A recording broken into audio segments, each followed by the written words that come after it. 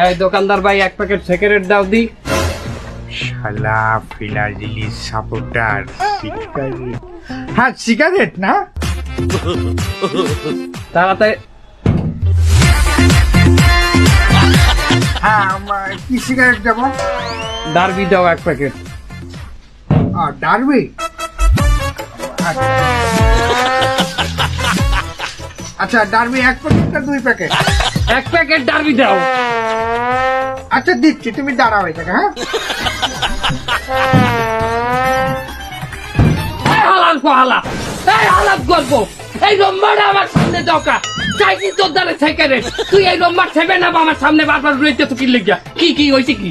হলো তোমরা ব্রাজিল তো এই 7 আপ তো ভালো খাও না, মানে আমার দোকানে ব্রাজিলের ভক্তরা আসলে যাই কিনু একটা 7 আপ ফ্রি।